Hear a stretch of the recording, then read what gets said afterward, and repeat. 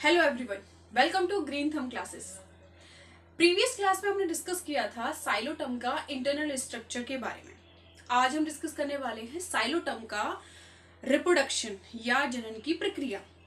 जनन की प्रक्रिया इसमें दो तरीके से संपन्न होती है और सबसे पहली बात, हम जनन की प्रक्रिया को अभी सिर्फ बीजाणुद्भिद पादप के अंदर डिस्कस करने वाले हैं, यानी स्पोरोफिटिक प्लांट के अंदर डिस्कस करेंगे। ठीक है, तो दो तरीके से इसमें जनन की प्रक्रिया होती है। एक होता है बाइस्पोर्स या बीजाणुओं के द्वारा, एक होता है इसमें वेजिटेटिव प्रोपोगेशन या कायिक प्रवर्धन के द्वारा। तो दोनों तरीके से इसमें पॉसिबल है। पहले हम देख लेते हैं कायिक प्रवर्धन या वेजिटेटिव प्रोपोगेशन को। वेजिटेटिव प्रोपोगेशन या कायिक प्रवर्धन होता है जैमी के द्वारा,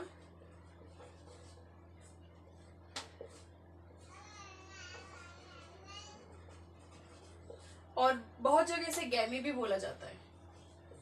प्रोनाउंसिएशन जिस तरह से रहता है तो इंग्लिश में से जैमी ही बोलते हैं। जैमी के द्वारा इसका प्रोपगेशन रहता है। जैमी जो होता है एक द्विपृष्ठीय संरचना होती है और जिसमें डिवीजन होता रहता है, और इसके अलावा प्रकंद के सतह पर ये आपको मिल जाती है। प्रकंद की सतह पर ये आपको मिलती है। प्रोपोगेशन कैसे होता है? सतह पर मिल चुकी है। बहुत बार ऐसी कंडीशन आ जाती है कि ये सतह पर ही अंकुरित हो जाता है, सतह पर ही इसका अंकुरण होने लग जाता है। बहुत बार ऐसा होता है कि ये सतह से हटकर जमीन पर गिर जाता है और फिर अंकुरण करता है। तो दोनों तरीके से हो सकता है, या तो उस प्रकंद की सतह पर ही बना रहे और अपना अंकुरण करे, और या हो सकता है उस सतह से अलग हो जाए और फिर से आपका स्पोरोफिटिक प्लांट को डेवलप करे। तो दोनों तरीके से इसमें पॉसिबल रहता है। तो ये होता है आपका वेजिटेटिव प्रोपोगेशन। सिंपल है, इसमें कोई कॉम्प्लिकेशंस नहीं है। जैमी के थ्रू इसमें आपका रिप्रोडक्शन की प्रोसेस रहती है और इस तरह से इसमें काम चलता है। तो अब बात करते हैं बाइस्पोर्स यानी बीजाणुओं के द्वारा। इसमें देखते हैं कि बीजाणु उत्पन्न करने वाले अंग कौन कौन से हैं। तो अंग के बारे में डिस्कस कर लेते हैं। एक्सटर्नल स्ट्रक्चर में हमने जब पढ़ा था तो उसमें हमने साइनेंजियम के बारे में डिस्कस किया था। तो इसका जो एक मेन अंग है, ऑर्गन है, वो आपका साइनेंजियम ही रहता है। बीजाणु उत्पन्न करने वाले अंग वायवीय शाखा के टॉप पर मिलते हैं, बिल्कुल शीर्ष पर मिलते हैं, शीर्ष पर पाए जाते हैं, बहुत सूक्ष्म होते हैं, बहुत छोटे होते हैं। तीसरी चीज, त्रिपालित होते हैं, यानी एक तो शीर्ष पर मिलेंगे,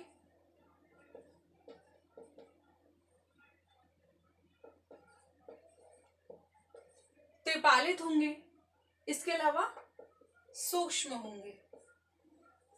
त्रिपालित रहते हैं या ट्राइलोब जिसे बोलते हैं।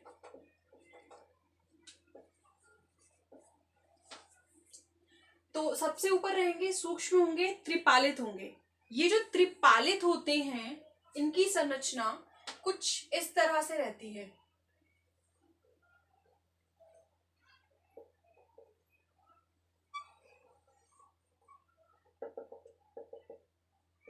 तो एक डिवीजन रहता है इनके बीच में, जिससे ये 3 भागों में डिवाइड रहती है। कुछ इस तरह से इनका डिवीजन रहता है और ये बनता है आपका स्पोर सैक या बीजाणु पुटक। बीजाणु पुटक, एक से ज्यादा स्पोर सैक अगर किसी बीजाणु धानी में मिलते हैं, यानी इसमें देखो एक ये रहा, 2 और ये 3, तो एक से ज्यादा बीजाणु पुटक या स्पोर सैक मिलते हैं, उसको कहते हैं हम साइनेंजियम या संबीजाणु धानी। क्या समझे? बीजाणु उत्पन्न करने वाला अंग वायवीय शाखा के शीर्ष पर पाया जाता है, जो अति सूक्ष्म होता है, त्रिपालित या ट्राइलोब्ड होता है। इसके अंदर 3 स्पोर सैक मिलते हैं जो ट्राइलोब्ड है, और स्पोर सैक में आपके बहुत सारे बीजाणु पाए जाते हैं। एक से अधिक स्पोर सैक या बीजाणु पुटक जिस बीजाणुधानी में मिलते हैं उसको हम साइनेंजियम या संबीजाणुधानी कहते हैं। तो ये होता है आपका बीजाणु उत्पन्न करने वाला अंग। नेक्स्ट हम देखते हैं बीजाणुधानी का विकास या डेवलप। देखते हैं बीजाणुधानी का विकास किस तरीके से रहता है। तो बीजाणुधानी के विकास में सबसे पहले कोई एक सेल एक्टिव रहती है, एक्टिव हो जाती है, और वो बनाती है आपकी स्पोरेंजियल इनिशियल यानी बीजाणुधानी प्रारंभिक कोशिका। तो वो कोशिका रहती है आपकी। इस कोशिका में परिणतिक विभाजन या पेरिक्लाइनल डिवीजन रहता है। पेरिक्लाइनल डिवीजन की वजह से जिसमें 2 तरह की इसमें सेल बन जाती हैं। एक होती है जैकेट इनिशियल, एक होती है आर्किस्पोरियल सेल या प्रप्रसूतक कोशिका। जैकेट इनिशियल जो होती है एक कवर देने का काम करती है, आपकी बीजाणुधानी को पूरी तरह से प्रोटेक्ट करने का काम करती है, कवर देती है एक आउटर। और प्रप्रसूतक कोशिका जो होती है वो आगे जाकर आपकी स्पोर्स में डेवलप होती है। तो जैकेट इनिशियल जो रहती है उसमें बहुत सारे डिवीजन रहते हैं, अपनेतिक और परिणतिक के दोनों को मिलाकर बहुत डिवीजन होते हैं, और इन डिवीजन की वजह से बहुत थिक लेयर बन जाती है उसकी, और वो बनाती है आपकी बीजाणुधानी दीवार या स्पोरेंजियल वॉल को डेवलप करती है आपकी जैकेट इनिशियल। तो स्पोरेंजियल वॉल की जो आउटर लेयर होती है वो बनाती है आपकी एपिडर्मिस, वो एपिडर्मिस डेवलप करती है। तो जैकेट इनिशियल से आपका स्पोरेंजियल वॉल बन गया, और ये वॉल जो होती है वो पूरी तरह से प्रोटेक्ट करके रखती है आपकी स्पोर सैक को, अच्छे से प्रोटेक्ट करके रखती है। आर्किस्पोरियल सेल, इसमें भी डिवीजन रहता है, इसमें भी डिवीजन होता है, और डिवीजन की वजह से ये आसपास जुट जाती है, काफी इकट्ठी हो जाती है, और बीजाणु जन कोशिका या स्पोरोजीनस सेल्स का डेवलप करती है। बीजाणु जन कोशिका या स्पोरोजीनस सेल डेवलप करती है कौन? आर्किस्पोरियल सेल या प्रप्रसूतक कोशिका। बीजाणु जन कोशिका से बहुत पास जुड़ जाने से, बहुत पास इकट्ठे हो जाते हैं, जिससे इनका जीवित द्रव्य या कोशिका द्रव्य जो होता है वो बहुत करीब आ जाता है, और आसपास इकट्ठे हो जाने से ये बनाते हैं आपका स्पोर मदर सेल या बीजाणु मात्र कोशिका। तो ये आपके बीजाणु मात्र कोशिका में डेवलप हो जाता है। ठीक है, एक समूह बना लेते हैं अलग अलग जगह, यहाँ समूह बन गया, यहाँ समूह बन गया, यहाँ समूह बन गया बीजाणुजन कोशिका का। तो ये सारे समूह बन जाते हैं, इन समूहों से मिलकर बनता है आपका एक स्पोर मदर सेल। यानी ये पूरे समूह में आपका इधर मिल रहे हैं ये आपके स्पोर मदर सेल, ये सारे सेल्स जो हैं आपके स्पोर मदर सेल्स हैं। ठीक है, और ये क्या है? एक बीजाणुधानी, एक बीजाणुधानी, एक बीजाणुधानी, टोटल इसमें 3 बीजाणुधानी हमें दिख रही है। तो ये हो गया आपका साइनेंजियम। ठीक है, ये सारे क्या हैं? बीजाणु पुटक या स्पोर सैक हैं, जिसके अंदर आपका स्पोर मदर सेल स्थित है। ये आपका स्पोरेंजियल वॉल रहा। अब क्या होता है? ये स्पोर मदर सेल या बीजाणु मात्र कोशिका में डिवीजन होता है, अर्धसूत्री विभाजन होता है, और 4 अगुणित सेल या 4 अगुणित बीजाणु डेवलप होते हैं, जो एक चतुष्क में, टेट्राड में आपके स्थित रहते हैं। यानी एक स्पोर मदर सेल से आपके 4 बीजाणु डेवलप होते हैं। ये इनमें से कोई एक बीजाणु मैंने यहाँ पे बनाया हुआ है, ये एक बीजाणु है स्पोर, इनमें से कोई एक स्पोर मदर सेल का किसी एक स्पोर मदर सेल में डिवीजन हुआ, अर्धसूत्री विभाजन, और उससे 4 सेल बने, 4 स्पोर्स बने, और उसमें से एक स्पोर यहाँ पे है।